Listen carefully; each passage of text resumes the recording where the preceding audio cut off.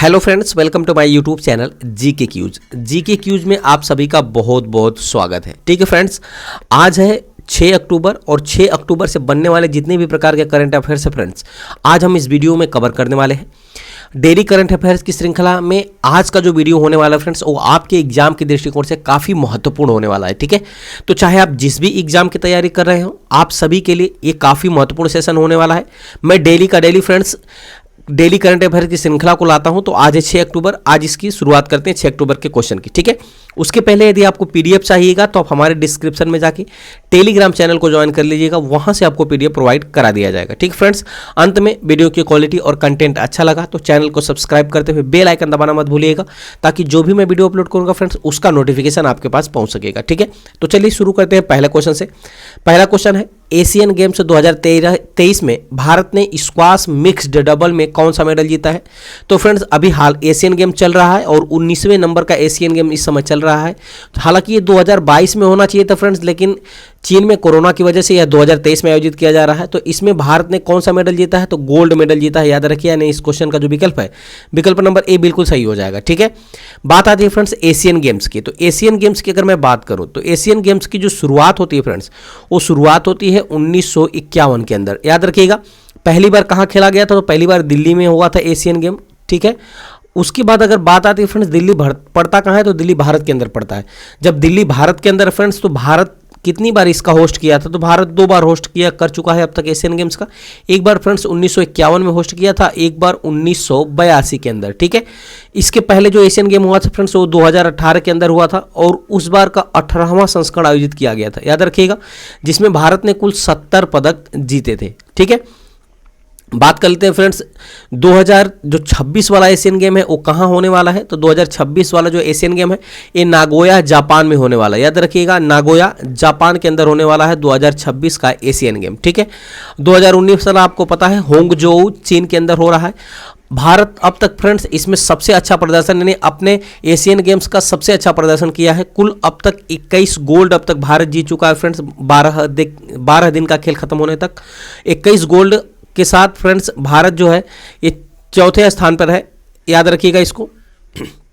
वही बात करें फ्रेंड्स कि एशियन गेम्स में जो ध्वजवाहक कौन कौन रहा है? तो हरमनप्रीत सिंह। याद रखिएगा, हरमनप्रीत सिंह और लवलीना बोर्गोहेन, ये दोनों लोग फ्रेंड्स ध्वजवाहक के रूप में रहे। हरमनप्रीत सिंह कौन है? तो ये भारतीय हॉकी टीम के कप्तान है, जबकि लवलीना बोर्गोहेन एक बॉक्सर है, यानी उनका संबंध बॉक्सिंग से है। ठीक है, तो उम्मीद करते हैं इतना आप अच्छी तरह से समझ पाए होंगे। चलिए अब बात करते हैं फ्रेंड्स इस क्वेश्चन के आंसर की। तो इस क्वेश्चन का आंसर होगा गोल्ड मेडल। डिटेल में बात करते हैं। एशियन गेम्स 2023 में 12वें दिन भारत ने कुल 5 मेडल जीते हैं, जिनमें से 3 गोल्ड जीता है और 1 सिल्वर और 1 ब्रांज मेडल जीता है। ठीक है, भारत अब कुल 86 मेडल हो गए हैं, जिसमें से 21 गोल्ड है। ठीक है, भारत के अब कुल कितने मेडल हो गए हैं? 86 मेडल हो गए और उनमें से 21 गोल्ड है। भारत पहले अपने ऑल टाइम बेस्ट परफॉर्मेंस को पीछे छोड़ चुका है। वर्ष 2018 एशियन गेम्स में भारत ने अपना सर्वश्रेष्ठ प्रदर्शन करते हुए 70 मेडल जीते थे, जिसमें से 16 गोल्ड थे। लेकिन फ्रेंड्स वर्ष 2022 वाला जो एशियन गेम्स 2023 हो रहा है, उसमें फ्रेंड्स भारत ने 21 गोल्ड मेडल जीत चुका है, यानी अब तक का एशियन गेम्स में सबसे सर्वश्रेष्ठ प्रदर्शन रहा है भारत का। ठीक है, आगे बढ़ते हैं। दीपिका पल्लिकल और हरिंदर पाल सिंह ने स्क्वाश मिक्स डबल में गोल्ड मेडल जीता। याद रखिएगा, आर्चरी के कंपाउंड राउंड में ज्योति सुरेखा, अदिति गोपीचंद स्वामी और परनीत कौर ने तिकड़ी ने भारत को गोल्ड दिलाया है। ठीक है, अगला है ओजस प्रवीण, अभिषेक वर्मा और प्रथमेश समाधान की तिकड़ी ने आर्चरी में मेंस पाउंड में गोल्ड जीता है। स्क्वैश मेंस सिंगल्स मैच में सौरभ घोषाल ने सिल्वर मेडल जीता है। रेसलिंग में अंतिम पंघाल ने फ्रेंड्स ब्रांज मेडल जीता है। ठीक है, ये तो था फ्रेंड्स कुछ विजेताओं की सूची जो कल के मैच में इन्होंने गोल्ड जीता है या रजत जीता है या कांस्य जीता है। ठीक है, चलिए अब हम बात करते हैं फ्रेंड्स कौन सा देश कितना मेडल अब तक जीत चुका है 12 दिन के खेल की समाप्ति पे। ठीक है, तो चाइना पहले नंबर पर है फ्रेंड्स। चाइना 174 गोल्ड, 95 सिल्वर और 53 ब्रॉन्ज मेडल के साथ, यानी 322 पदकों के साथ पहले स्थान पे है। जापान जो है फ्रेंड्स वो दूसरे स्थान पे है, 37 गोल्ड, 51 सिल्वर, 59 ब्रॉन्ज, कुल 147 पदक के साथ दूसरे नंबर पे है।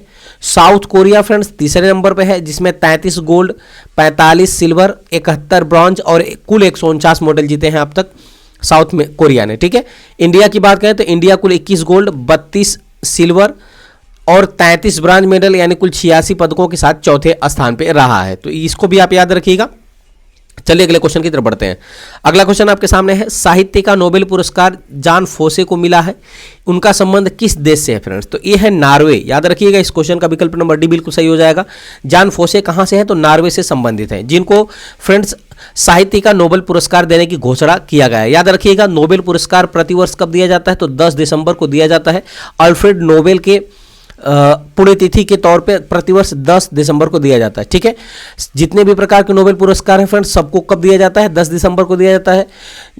एक किन क्षेत्रों में दिया जाता है? तो 6 क्षेत्रों में दिया जाता है। ठीक है, केवल शांति का नोबेल पुरस्कार जो है फ्रेंड्स वो ओस्लो से दिया जाता है, जबकि बकिया जितने भी नोबेल पुरस्कार हैं वो स्वीडन से दिए जाते हैं। ये भी आप याद रखिएगा। ठीक है, चलिए बात करते हैं डिटेल में।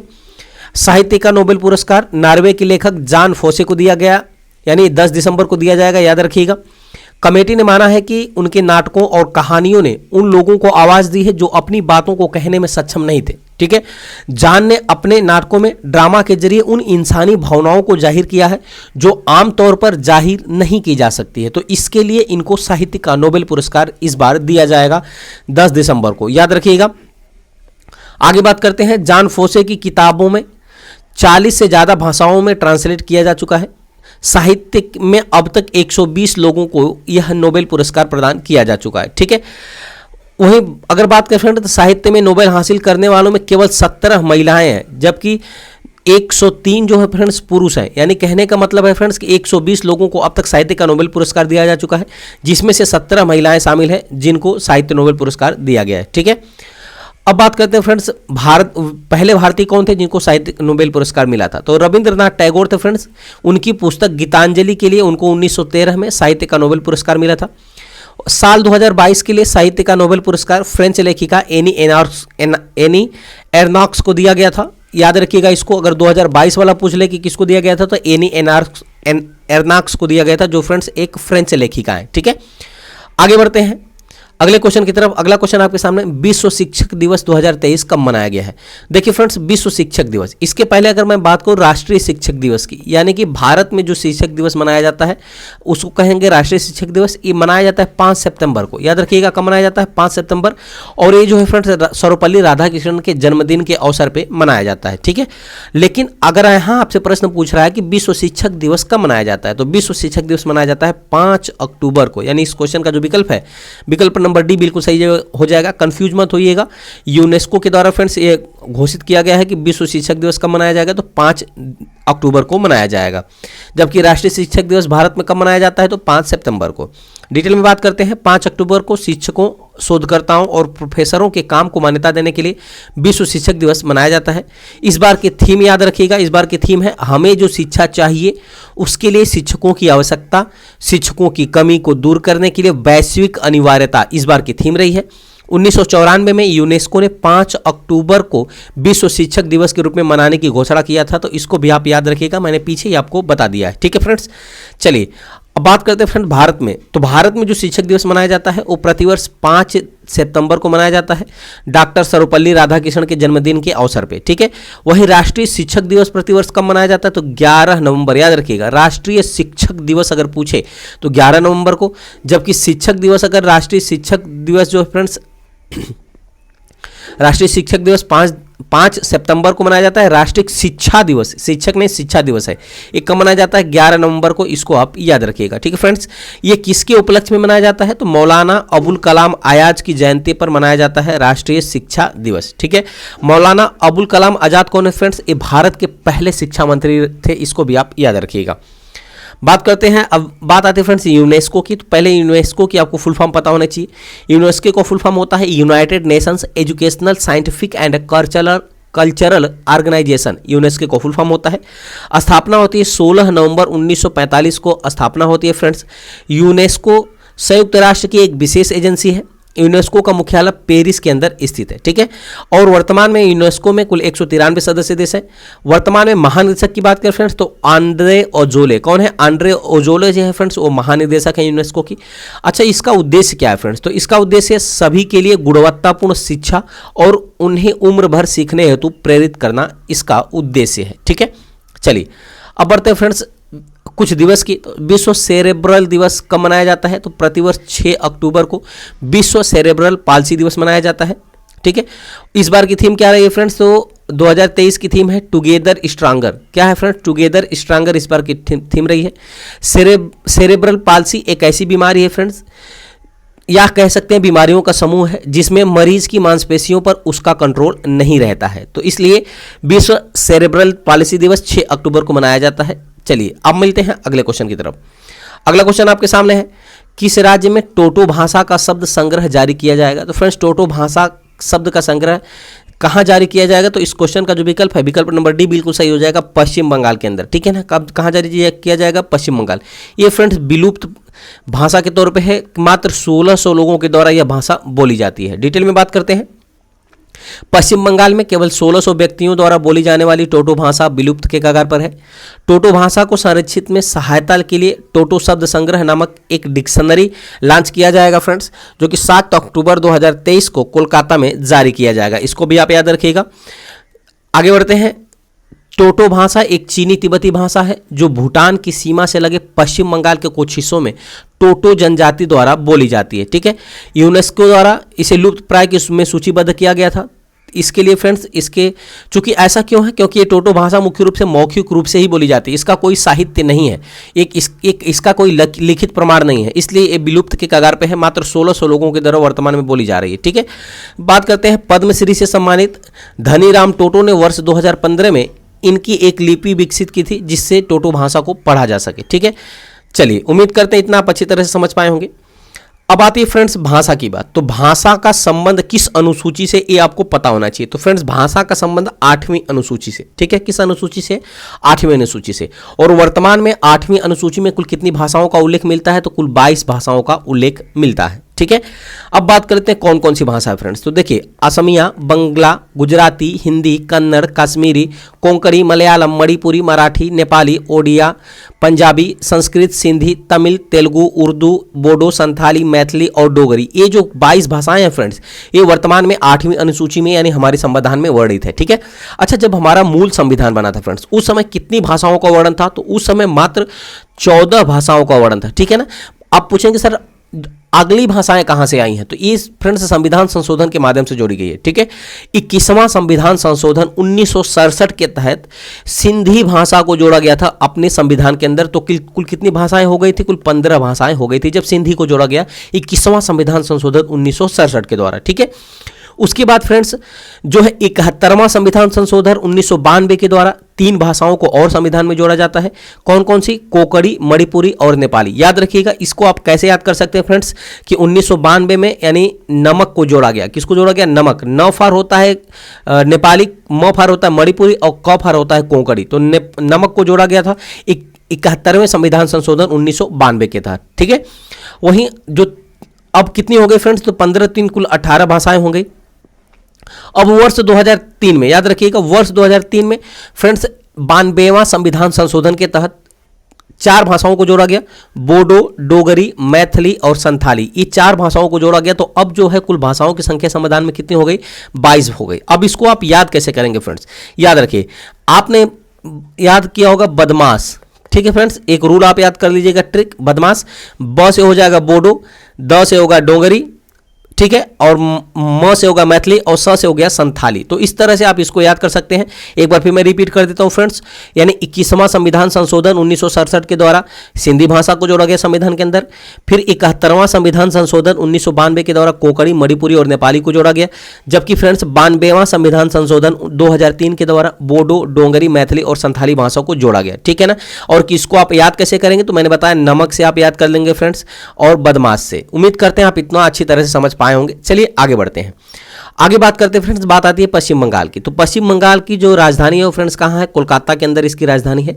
वर्तमान में राज्यपाल है सीवी आनंद बोस, मुख्यमंत्री है ममता बनर्जी, ठीक है, जो कि टीएमसी पार्टी से है। वहीं विधानसभा की सीटें 294 हैं, राज्यसभा की सीटें 16 हैं यहाँ पर, और लोकसभा की सीटें कुल 42 सीटें हैं। इसको भी आप याद रखिएगा। ठीक है, चलिए अगले क्वेश्चन की तरफ बढ़ते हैं। अगला क्वेश्चन है, सिक्किम राज्य में किस नदी में अचानक बाढ़ आने से कई क्षेत्रों से संपर्क टूट गया है? तो फ्रेंड्स तीस्ता नदी में, ठीक है ना। तीस्ता नदी में अचानक बाढ़ आने से कई क्षेत्रों से संपर्क टूट गया है, यानी कई बांधों को नुकसान पहुंचा फ्रेंड्स, और 3 विद्युत परियोजनाएं जो इस तीस्ता नदी में चल रही थी उसको भी काफी नुकसान पहुंचा है, ठीक है। अच्छा, तीस्ता नदी में बाढ़ आई कैसे फ्रेंड्स, याद रखिएगा। देखिए, वैसे झील जो नदियों का पानी होता है, जो हिमालय होते हैं फ्रेंड्स, या जो पर्वत होते हैं, ग्लेशियर होते हैं, वो पिघलते रहते हैं। तो जब वो पिघलते हैं फ्रेंड्स, तो उनका पानी कहाँ पे जाता है फ्रेंड्स, उनका पानी झीलों में जाकर के एकत्रित हो जाता है, ठीक है। तो एकाएक फ्रेंड्स बहुत अधिक मात्रा में हिमालय जो फ्रेंड्स हिम चट्टान है, यानी कह सकते हैं ग्लेशियर है, उनके पिघलने की वजह से झीलों में पानी की मात्रा बढ़ जाती है, और झील जो होता है फ्रेंड्स, झील टूट जाती है, और ये जा करके पूरे तीस्ता नदी में बाढ़ ला देती है एकाएक, जिससे कि पूरे अचानक बाढ़ आने से बहुत क्षति होती है, ठीक है ना। तो ये था कुछ प्रोसेस जो अभी तीस्ता नदी में आया हुआ बाढ़, ठीक है।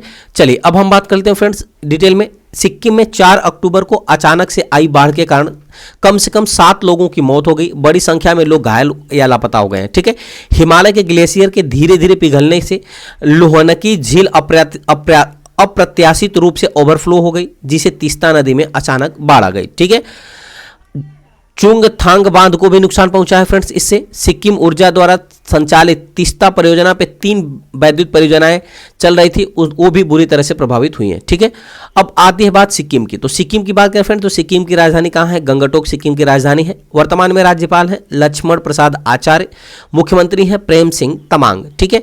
भारत का पहला जैविक राज्य कौन सा है फ्रेंड्स, सिक्किम है, इसको भी आप याद रखिएगा।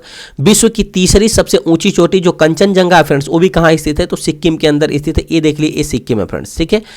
और भारत के साथ अगर बात करें फ्रेंड्स सिक्किम, चलिए आगे बढ़ते हैं। यहीं पर फ्रेंड्स यह कंचनजंगा राष्ट्रीय उद्यान यहीं पर स्थित है, याद रखिएगा। सिक्किम भूटान नेपाल चीन के साथ घिरा हुआ है, 3 देश भूटान नेपाल और चीन के साथ घिरा हुआ है सिक्किम। सिक्किम के साथ जो है फ्रेंड्स भूटान कितने किलोमीटर की सीमा लगाता है, वैसे भारत के साथ भूटान की बात आती है तो भूटान जो है फ्रेंड्स 699 किलोमीटर की सीमा लगाता है, ठीक है। वहीं चाइना की बात करें फ्रेंड्स, तो चाइना जो है 3488 किलोमीटर की सीमा लगाता है भारत के साथ, और बांग्लादेश सबसे ज़्यादा सीमा लगाता है सिक्किम के साथ, 4096.7 किलोमीटर की सीमा लगाता है सिक्किम के साथ, ठीक है। तो उम्मीद करते हैं फ्रेंड्स इतना आप अच्छी तरह से समझ पाए होंगे। चलिए अगले क्वेश्चन की तरफ बढ़ते हैं। अगला क्वेश्चन है आरबीआई के एग्जीक्यूटिव डायरेक्टर कौन बने हैं। तो फ्रेंड्स आरबीआई के एग्जीक्यूटिव डायरेक्टर बन गए हैं मुनीश कपूर, यानी इस क्वेश्चन का जो विकल्प है विकल्प नंबर ए बिल्कुल सही हो जाएगा, ठीक है। डिटेल में बात करते हैं।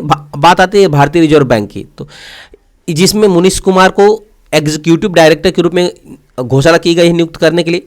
उन्होंने देश की मौद्रिक नीति को आकार देने में महत्वपूर्ण भूमिका निभाई थी, इसलिए इनको फ्रेंड्स चुना गया है एग्जीक्यूटिव डायरेक्टर के रूप में मुनीश कुमार को, ठीक है। अब बात आती है रिजर्व बैंक की। तो फ्रेंड्स रिजर्व बैंक की स्थापना होती है 1 अप्रैल 1935 को। किस अधिनियम के द्वारा, तो अधिनियम 1934 के द्वारा होती है, ठीक है। इसका राष्ट्रीयकरण कब होता है फ्रेंड्स, तो 1949 के अंदर इसका राष्ट्रीयकरण होता है। किसके सिफारिश पे आरबीआई की स्थापना होती है, तो यंग हिल्टन आयोग की सिफारिश पे आरबीआई की स्थापना की जाती है, ठीक है। इसका मुख्यालय कहाँ है, मुंबई महाराष्ट्र के अंदर इसका मुख्यालय है। वर्तमान में गवर्नर है शक्तिकांत दास, और डिप्टी गवर्नर है फ्रेंड्स, देखिए इसमें 1 गवर्नर होते हैं और 4 डिप्टी गवर्नर। तो 4 डिप्टी गवर्नर कौन कौन है, doctor MD Patra, M Rajeshwar Rao, TB Ravishankar और स्वामीनाथन जानकी रमन। याद रखिएगा स्वामीनाथन जानकी रमन को अभी हाल ही में नियुक्त किया गया है, तो ये भी आपके लेटेस्ट करंट अफेयर्स का क्वेश्चन बन जाता है, ठीक है। इसका राष्ट्रीयकरण अभी मैंने बताया फ्रेंड्स कब हुआ था, 1949 के अंदर इसका राष्ट्रीयकरण हुआ है, ठीक है। अब बात करते हैं फ्रेंड्स हाल ही में कुछ महत्वपूर्ण नियुक्तियों की। तो तरुण सोबती को फ्रेंड्स नौसेना का प्रमुख नियुक्त किया गया है। तरुण सोबती को नौसेना का प्रमुख किसे नियुक्त किया गया है, तरुण सोबती को। अभी फ्रेंड्स हाल ही में रघु श्रीनिवासन को BRO का नए चीफ के रूप में नियुक्त किया गया है, ठीक है। KN शांता कुमार को फ्रेंड्स PTI का बोर्ड अध्यक्ष नियुक्त किया गया है आज अभी हाल ही में। डॉक्टर दिनेश दास को फ्रेंड्स संघ लोक सेवा आयोग के सदस्य के रूप में नामित किया गया है। वहीं कैटरीना कैफ की बात करें तो कैटरीना कैफ को यूनिक्लो इंडिया का ब्रांड एम्बेसडर नियुक्त किया गया है अभी हाल ही में। निहार मालवी को फ्रेंड्स पेंगुइन रैंडम हाउस के CEO के रूप में नियुक्त किया गया है, ठीक है। वहीं श्रीनिवासन के स्वामी को friends audit bureau of circulation के चेयरमैन के रूप में नियुक्त किया गया है। और राहुल नवीन को फ्रेंड्स ED के डायरेक्टर के रूप में नियुक्त किया गया है। तो उम्मीद करते हैं फ्रेंड्स ये कुछ महत्वपूर्ण नियुक्तियां थी जो आपको अच्छी तरह से समझ में आई होंगी। अगले क्वेश्चन की तरफ बढ़ते हैं। अगला क्वेश्चन है एंटी टेरर सम्मेलन का आयोजन कहां किया जा रहा है फ्रेंड्स। तो एंटी टेरर का सम्मेलन जो हो रहा है फ्रेंड्स नई दिल्ली के अंदर किया जा रहा है, यानी इस क्वेश्चन का जो विकल्प है विकल्प नंबर डी बिल्कुल सही हो जाएगा। ठीक है, कौन सा विकल्प सही होगा फ्रेंड्स, तो डी बिल्कुल सही हो जाएगा। आगे बढ़ते हैं। केंद्रीय गृह एवं सहकारिता मंत्री अमित शाह ने नई दिल्ली में राष्ट्रीय जांच एजेंसी एनआईए द्वारा आयोजित आतंकवाद विरोधी सम्मेलन का उद्घाटन किया है। यह सम्मेलन 5 और 6 अक्टूबर 2023 को आयोजित किया जाएगा। बात आती है राष्ट्रीय जांच एजेंसी, तो ये क्या है फ्रेंड्स, तो राष्ट्रीय जांच एजेंसी, ठीक है, जिसे नेशनल इन्वेस्टिगेशन एजेंसी के नाम से भी जाना जाता है, यह एक राष्ट्रीय जांच एजेंसी है। एनआईए की स्थापना की बात की तो 2008 में इसकी स्थापना हुई थी फ्रेंड्स, और इसका मुख्यालय नई दिल्ली के अंदर स्थित है, इसको भी आप याद रखिएगा। ठीक है, आगे बात करते हैं। वर्तमान में जो है महानिदेशक कौन है फ्रेंड्स इसका, तो एनआईए के महानिदेशक हैं दिनेश गुप्ता। यह भारत सरकार द्वारा आतंकवाद का मुकाबला करने के लिए एक स्थापित संस्था है। जो फ्रेंड्स जब 26/11 का हमला हुआ था भारत के ऊपर, तो इस हमले के बाद इस एजेंसी की जो है फ्रेंड्स महसूस हुआ था, इसलिए इसकी एजेंसी की स्थापना किया गया था। ठीक है, अगला है कुछ प्रमुख सम्मेलन जो हुए हैं फ्रेंड्स 2023 के अंदर, उसकी चर्चा कर लेते हैं। तो देखिए G20 शिखर सम्मेलन 2023 का आयोजन कहाँ किया गया है, तो नई दिल्ली भारत में किया गया है। ब्रिक्स शिखर सम्मेलन 2023 का कहाँ हुआ है फ्रेंड्स, तो जोहान्सबर्ग दक्षिण अफ्रीका के अंदर हुआ है। विश्व वैश्विक बौद्धिक शिखर सम्मेलन 2023 का आयोजन कहाँ किया गया, तो नई दिल्ली के अंदर किया गया है। G7 शिखर सम्मेलन जो है फ्रेंड्स जापान के अंदर हुआ है। राष्ट्रीय युवा सम्मेलन 2023 कहाँ हुआ है, नई दिल्ली के अंदर आयोजित हुआ है। जैव ऊर्जा शिखर सम्मेलन कहाँ आयोजित हुआ है, तो ये भी नई दिल्ली के अंदर आयोजित हुआ है। ठीक है, वही श्री अन्न सम्मेलन या ग्लोबल मिलेट्स 2023 कहाँ आयोजित किया गया है, तो ये भी नई दिल्ली के अंदर आयोजित किया गया। तो ये था फ्रेंड्स कुछ 2023 के प्रमुख सम्मेलन। चलिए अब आगे बात करते हैं अगले क्वेश्चन की तरफ। अगला क्वेश्चन है, किस बैंक ने सुविधाजनक बैंकिंग सर्विसेज के लिए मोबाइल हैंड हेल्ड डिवाइस को लॉन्च किया है, तो फ्रेंड्स ये किया है SBI ने, यानी इस क्वेश्चन का जो विकल्प है विकल्प नंबर डी बिल्कुल सही हो जाएगा। ठीक है, सॉरी बी बिल्कुल सही हो जाएगा। SBI जो है वो बैंकिंग सर्विस के लिए मोबाइल हैंड डिवाइस को लॉन्च किया है। डिटेल में बात करते हैं। SBI ने ग्राहकों तक सुविधा पूर्वक बैंकिंग सर्विसेज के लिए mobile hand held device launch किया है। यह डिवाइस काफ़ी हल्का है और आसानी से एक जगह से उठाकर दूसरे स्थान तक ले जा सकता है, यानी ये पोर्टेबल डिवाइस है। ठीक है, इन मिनी डिवाइस के जरिए ग्राहक को पैसे निकालना, जमा करना, पैसे ट्रांसफर करना या खाता का बैलेंस चेक करना, साथ ही साथ मिनी स्टेटमेंट निकालने में सुविधा होगी। ठीक है, इस डिवाइस को सेवा केंद्र एजेंट किसी भी ग्राहक के घर ले जाकर के बैंकिंग सर्विस प्रदान कर सकता है। इससे खास तौर पर उन ग्राहकों को फायदा होगा जो फ्रेंड्स वरिष्ठ हैं या फिर जो दिव्यांगजन हैं, उनको इसका विशेष लाभ मिलने वाला है। चलिए अब बात करते हैं फ्रेंड्स बैंकिंग के कुछ करंट अफेयर्स की। तो याद रखिए SBI कार्ड ने अपने सुपर प्रीमियम कार्ड AURUM यानी आर्यूम को लॉन्च किया है। भारत का पहला UPI ATM मुंबई में लॉन्च किया गया है। पंजाब नेशनल बैंक ने PNB GST सहाय ऐप लॉन्च किया है। इन्फिनिटी सेविंग अकाउंट को एक्सिस बैंक द्वारा लॉन्च किया गया है। एस बैंक ने all in one iris mobile app को लॉन्च किया है। RBI ने उद्गम पोर्टल को लॉन्च किया है। तो ये था फ्रेंड्स कुछ बैंकिंग का करंट अफेयर्स। ठीक है, आगे बढ़ते हैं अगले क्वेश्चन की तरफ। अगला क्वेश्चन है, Tata literature lifetime achievement award से किसे सम्मानित किया गया है, तो Tata literature lifetime achievement पुरस्कार से सम्मानित किया गया है फ्रेंड्स अंबाई को, यानी इस क्वेश्चन का जो विकल्प हो जाएगा विकल्प नंबर डी बिल्कुल सही हो जाएगा। डिटेल में बात करते हैं। तमिल लेखिका अंबाई को प्रतिष्ठित Tata literature lifetime achievement award से सम्मानित किया गया है। अंबाई एक नारीवादी लेखिका है, याद रखिएगा, यानी इनका जो जितना भी साहित्य होता है फ्रेंड्स वो किसके ऊपर होता है, तो नारियों के ऊपर होता है। ठीक है ना। वर्ष 2021 में तमिल भाषा का साहित्य अकादमी पुरस्कार से भी इनको सम्मानित किया जा चुका है। यह पुरस्कार भारतीय लेखन और साहित्य में उत्कृष्ट योगदान देने के लिए इनको दिया जा रहा है। कौन सा पुरस्कार भी याद रखिएगा, पुरस्कार का नाम है friends Tata literature lifetime achievement पुरस्कार। ठीक है, Anita Desai, Mark Tully, Amitabh Ghosh, Ruskin Bond जैसे प्रसिद्ध लेखकों को भी यह सम्मान से सम्मानित किया जा चुका है। आगे बात करते हैं फ्रेंड्स हाल ही में प्रदान किए गए कुछ प्रमुख पुरस्कार की। तो देखिए फ्रेंड्स, सुधा मूर्ति को ग्लोबल इंडियन अवार्ड से सम्मानित किया गया है। रुइक्सी यांग झांग को फ्रेंड्स अभी हाल ही में शास्त्र रामानुजन पुरस्कार से सम्मानित किया गया है। वहीदा रहमान को फ्रेंड्स दादा साहब फाल्के अवार्ड 2021 जो 2023 में दिया जा रहा है उसके लिए इनको घोषणा की गई है। स्वाति नायक को friends Norman Borlaug field award से सम्मानित किया गया है। नजमा अख्तर को शिक्षा के क्षेत्र में लाइफ टाइम अचीवमेंट पुरस्कार से सम्मानित किया गया है। विजयवाड़ा रेलवे स्टेशन को ग्रीन रेलवे स्टेशन का सर्टिफिकेट दिया गया है फ्रेंड्स। प्रवीण अंजला को फ्रेंड्स मिस इंटरनेशनल इंडिया 2023 से सम्मानित किया गया है। सत्यजीत मजूमदार को friends doctor Patel memorial award से सम्मानित किया गया है। उम्मीद करते हैं इतना आप अच्छी तरह से समझ पाए होंगे। वहीं यहाँ से प्रश्न एक और याद कर सकते हैं फ्रेंड्स कि फेमिना मिस इंडिया का खिताब किसको मिला है, तो नंदनी गुप्ता को। याद रखिएगा, नंदनी गुप्ता को, जो कि राजस्थान कोटा की रहने वाली है। वही मिस अर्थ इंडिया का खिताब किसको मिला है फ्रेंड्स, तो ये मिला है, इसका कमेंट में आप आंसर दीजिए, ठीक है ना। इसका हमें कमेंट में आंसर करिएगा, एक क्वेश्चन आपके लिए होमवर्क के ग्रुप में। चलिए आगे बढ़ते हैं। अगला क्वेश्चन है फ्रेंड्स, अगला क्वेश्चन आपके सामने है, भारत की 7वीं सबसे अमीर व्यक्ति कौन बन गई हैं फ्रेंड्स, तो भारत की 7वीं सबसे अमीर व्यक्ति बन गई है सावित्री जिंदल। यानी इस क्वेश्चन का विकल्प नंबर डी सी बिल्कुल सही हो जाएगा। सावित्री जिंदल जो है भारत की 7वीं सबसे अमीर व्यक्ति बन गई हैं। अब बात करते हैं फ्रेंड्स, भारत की सबसे अमीर महिला सावित्री जिंदल ने पैसों के मामले में स्टील किंग के नाम से मशहूर लक्ष्मी मित्तल को पीछे छोड़ दिया है। सावित्री जिंदल 18.7 बिलियन डॉलर की नेट वर्थ के साथ 7वीं सबसे अमीर भारतीय बन गई हैं, ठीक है। लक्ष्मी मित्तल की मौजूदगी नेट बताएं फ्रेंड्स तो 17.2 बिलियन डॉलर है। सावित्री जिंदल ओपी जिंदल ग्रुप की चेयरमैन है। सावित्री जिंदल ने इस साल की शुरुआत में अभी तक 5 बिलियन डॉलर की संपत्ति बनाई है, तो इसको भी आप याद रखिएगा। अब फ्रेंड्स, कल का जो मैंने करंट अफेयर्स आपको कराया था उसका रिवीजन कर लेते हैं फटाफट।